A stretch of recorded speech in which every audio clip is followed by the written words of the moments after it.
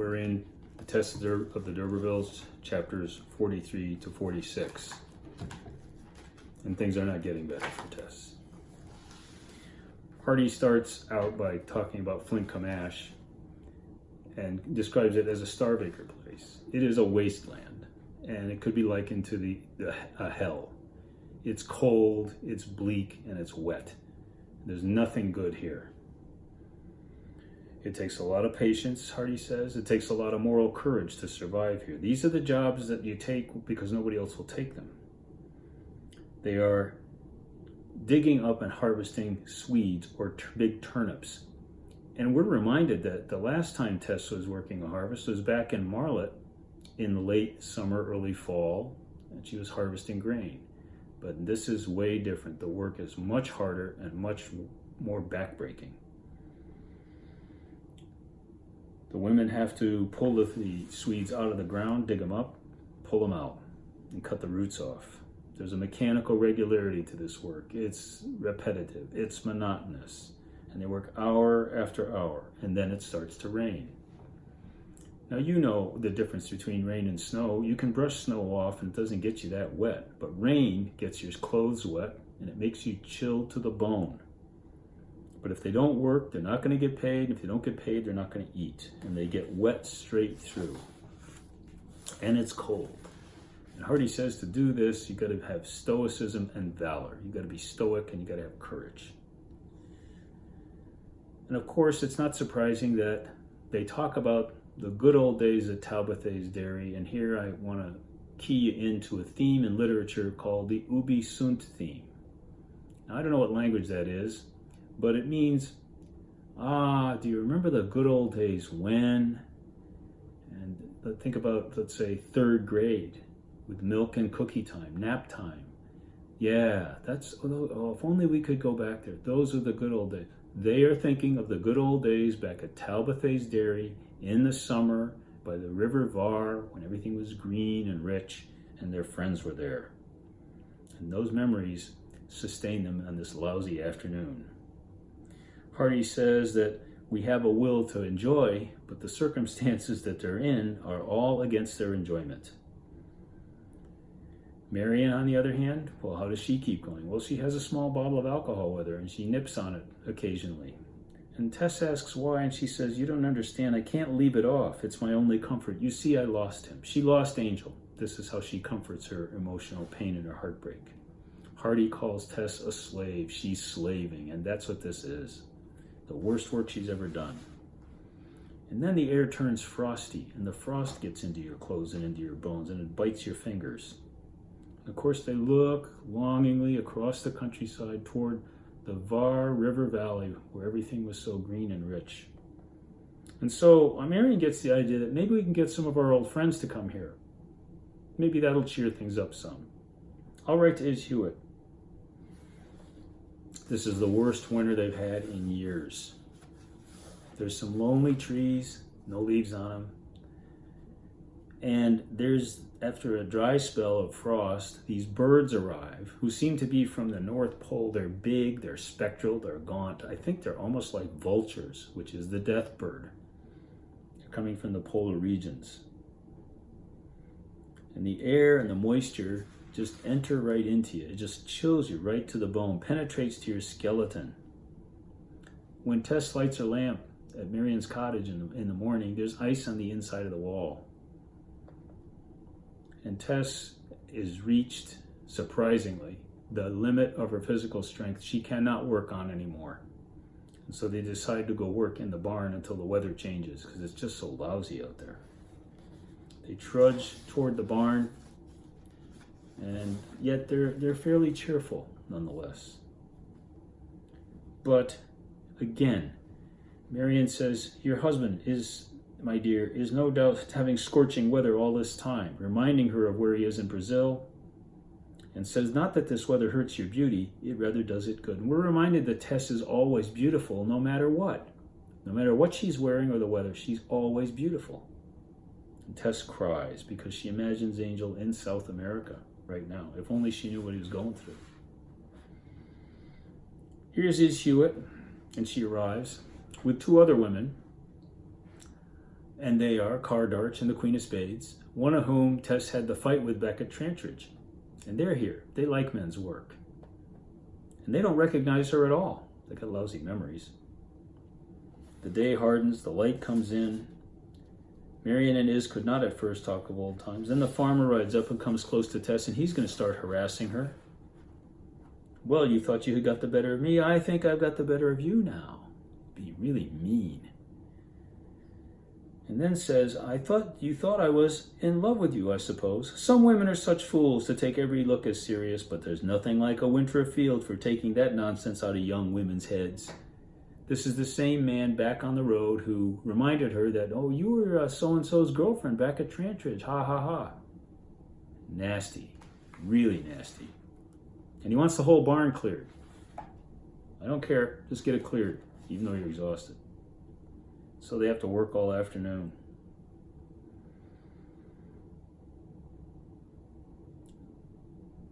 Iz Hewitt is very frank about this situation. She's a little more frank than Marion is. She knows that Angel is Tess's husband and says, well, I don't think he's too fond to go away from you so soon. He might have taken care of you through the winter. Tess is being presented with other people's opinions about the situation. And those other people are more or less saying, this is lousy. This shouldn't be happening. And Tess is having a hard time listening to that. But it's true. He's abandoned her to this? That's awful. He did not go away without telling me. I can always find out where he is. Well, yeah, but that's not doing her much good, is it? She's got nobody to defend her, nobody to help her, nobody to take care of her. They continue in their reverie about the past for a while. The farmer comes in, and again he says, I want everything finished.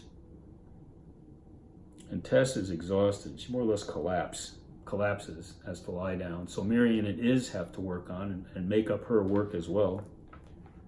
They're continuing the subject, and then Iz Hewitt gets exhausted, and she breaks down. They're at the limit of their physical strength, and Marion has to continue, and it's only the alcohol that keeps her going. They get home to Marion's cottage, and they're there, and Iz Hewitt begins to talk about an incident Tess would rather not hear about. She talks about Angel inviting her to Brazil, and the minute it comes out of her mouth, it's like she wishes she hadn't said it because, he didn't mean it. It was just a joke. Well, he did mean it. And Tess is shocked. Her face turns white, and Tess starts to cry. And again, she blames herself. I ought to have sent him a letter oftener. I have been very wrong and neglectful in leaving everything to be done by him. She's blaming herself for Angel's neglect again. The hyperconscience just can't leave her. The light grows dimmer, and she sits down to write a letter, and she can't finish it. We're now in chapter 44. Her thoughts turn toward the Emminster vicarage where his parents live. And maybe if she sends a letter there, it'll get to Angel. And she will send letters there. The question is, which order will he read them in? And she wonders if she can do something here. She's stung by Iz's story, doesn't know what's going on with Angel. Was he really that uncaring? Is he ill? And she decides that she's going to have to go to Emminster Vicarage and call on his parents. The only day of the week she can go on is the one day of the week she has off, and that's Sunday. It's her only opportunity. It's a 15-mile walk. That's about 5 hours. Humans travel at about 3 miles an hour. So at 3 o'clock on Sunday morning, she finds a carriage that will take her to Emminster. Oh, she has to, excuse me, I made a mistake. She's going to walk to Emminster Vicarage at 3 in the morning. The last time she had to get up to take a set of beehives on a wagon at midnight, and now it's 3 in the morning, and she's setting out on another journey, and she's got to walk the whole way. Marion and Iz are interested, and of course, again, they say, or I think Iz says, you look a real beauty. She's got her best dress on, and she's taking her best shoes. She's worn her work boots, and she sets out. She is hoping that if she gets there, she will win the heart of her mother-in-law. And the odd thing is, if she talks to her and tells her her situation, she will win the heart of her mother and father-in-law. But will she get to see them?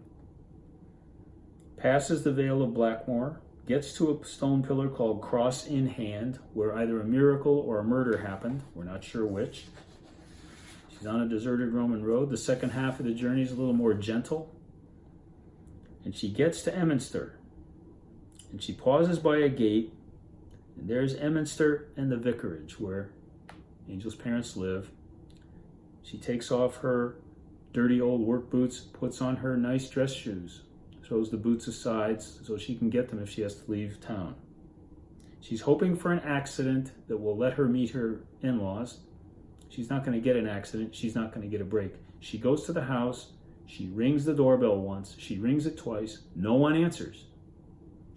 And so she's forced to turn her away, which makes us recall earlier in the novel when she went all the way to Trantridge, walked up the long driveway to the new house that the D'Urbervilles supposedly lived in, and said, "This is all new," and began to turn away. And I said later in the novel, she will turn away after a long journey. This is that event. And she starts to walk out of town and walk back when she hears the church bells ring. And Hardy, the master of fate, has her arrive in this town at the completely wrong time when everybody's in church. And she walks back to the church and she sees people pouring out. The congregation looks at her. They know she's a stranger. She looks at them. And we stop to ask a question. Now, if you walked 15 miles, 5 hours in lousy weather to get to a town to see somebody, I think you and I would stay there till we saw that person. Why doesn't she walk into the church, find Mr. Clare, present herself to him, tell him who she is and what her situation is? He would take her in right away. Why doesn't she do that? Well, maybe it's because she feels this whole situation is her fault, that she's the figure of guilt. And that's why she's going to have to walk all the way back. And unfortunately, on the walk back, just coming out of town, she falls in behind Angel's two brothers, Felix and Cuthbert. Felix and Cuthbert are ahead of her, and they spot Mercy Chant and want to catch up to her. And one of them says, and now Tess is close enough behind them to hear what they say. One of his brothers says, "I never see that nice girl without more and more regretting his precipitancy in throwing himself upon a dairymaid." And his other brother says, "His ill-considered marriage seems to have completed that estrangement from me which was begun by his extraordinary opinions." I'm sorry, that's what Mercy Chant says. So she hears two people condemn her. And she figures, Tess does, that if this is how his brothers feel, this must be how his parents feel. They're not really going to want me in the family. They're not going to really help me, care for me. They reach the summit of the hill, and the brothers spot an old pair of boots, Tess's boots, and they give him the Mercy Chant, who picks them up and says she'll donate them to the poor. And so Tess's boots are taken away. She's going to have to walk all the way back in her nice dress shoes. She's crying. Tears are running down her face. And she figures, like I said, that if the brothers think this, then the parents aren't going to help me. She wept for the beloved man whose conventional standard of judgment had caused her all these latter sorrows. That's right. He's got very conventional conservative opinions, even though he wants to be a rebel. The greatest misfortune of her life was this feminine loss of courage at the last and critical moment, through her estimating her father-in-law by his sons. And we know that heard earlier in the novel, that the two sons have split in half their father's good characteristics. And that's what's happened. And so she walks back, and she's trudging along because the whole thing's been a failure. And she comes to a different town called Evershead. And again, there's nobody around on this Sunday. Well, where is everybody? And somebody's there and says, well, everybody's listening to a preacher. So it's a similar situation. She reaches two towns and everybody's in church when she gets there and nobody's around. She goes into the village and walks through it when she hears the voice. The voice is familiar to her. The voice is preaching a very strong doctrine, the views of Angel's father. Whoever it is telling about his own spiritual experience, how he was a sinner, how he was scoffed, and then the day of awakening came. And now, because of this certain clergyman, Mr. Clare's influence, he's trying to be a preacher and a clergyman too. Who is it? It's Alec D'Urberville. And you're going, what? And if you want to be sarcastic, you could say here, what, is the church just taking anybody now? Alec d'Urberville is your local parson. Okay. The sun shines on him. She sees him. Her blood runs cold. Phase the sixth is entitled A Convert, and we're in chapter 45. And she's shocked, and she's afraid, and she's angry, and she's stunned. And there's the one person on earth she never wanted to see again. He's gone not through a reform, he's gone through a transfiguration. He's a fanatic. And fanatics aren't really genuine believers. They're too intense, and their intensity doesn't last. His isn't going to last either. It's about to end very fast.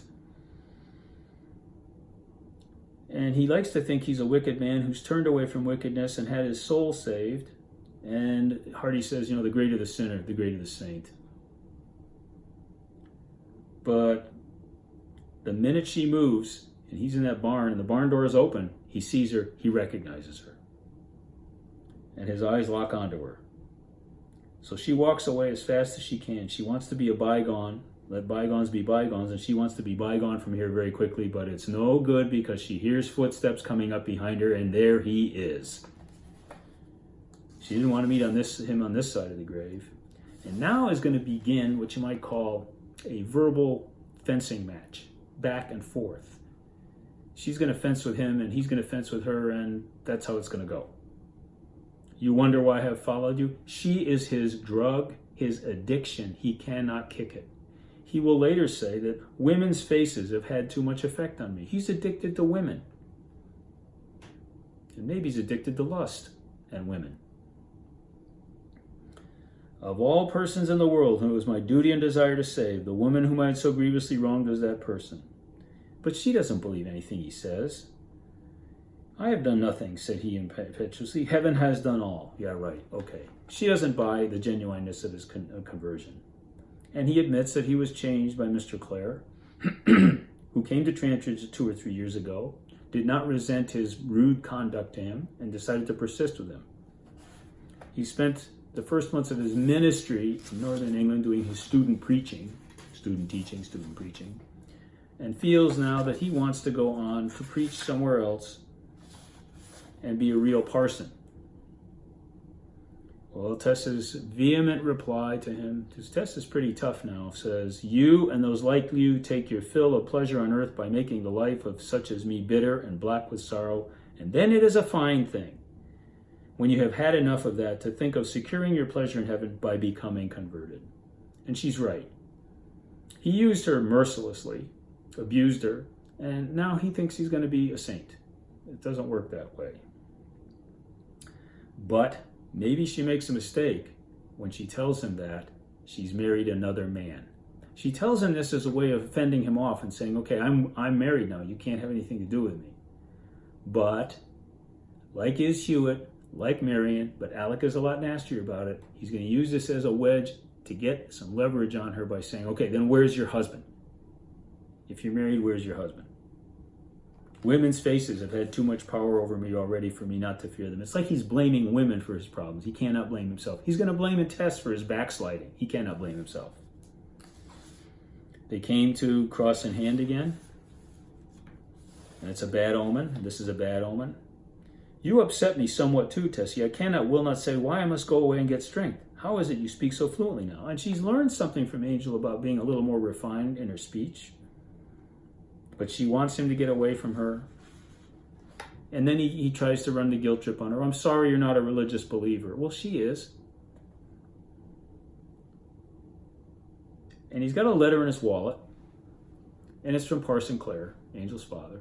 And every once in a while, to give himself a boost, to get his religious fervor back, he's got to look at this letter.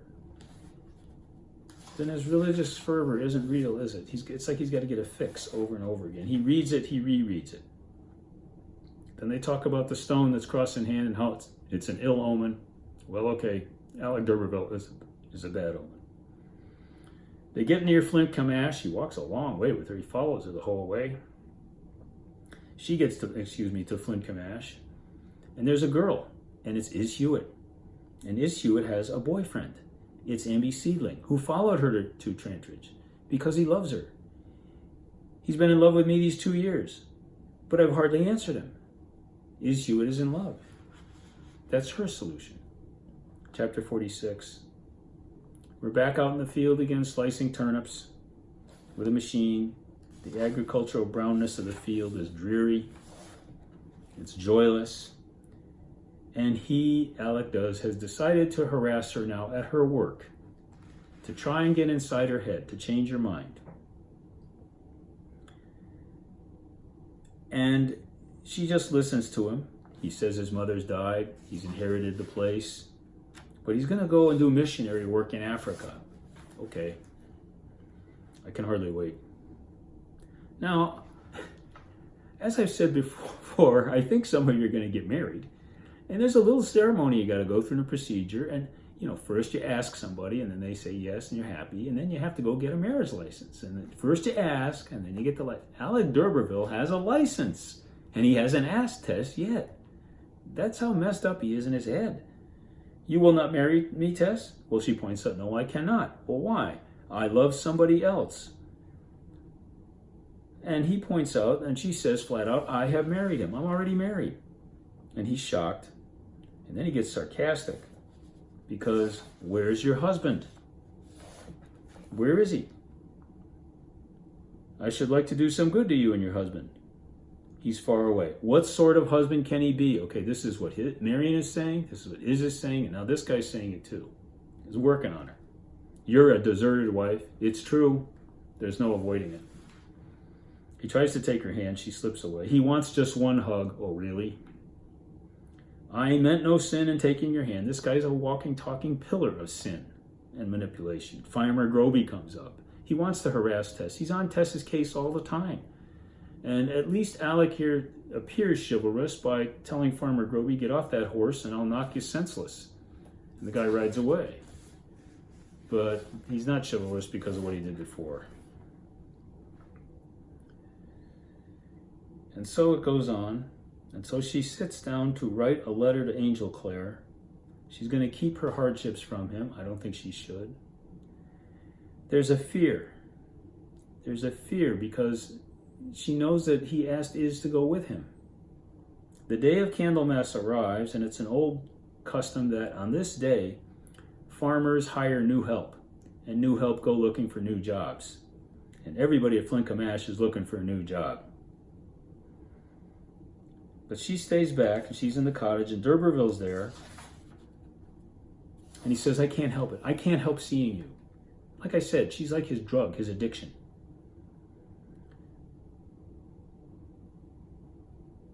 He's trying to get inside her head. I believe in the spirit of the Sermon on the Mount. Well, yeah, but how much do you believe in it? Whatever husband believed you accept, and whatever he rejected you reject. So he's trying to work on her with that fact that he's not around. He's deserted you.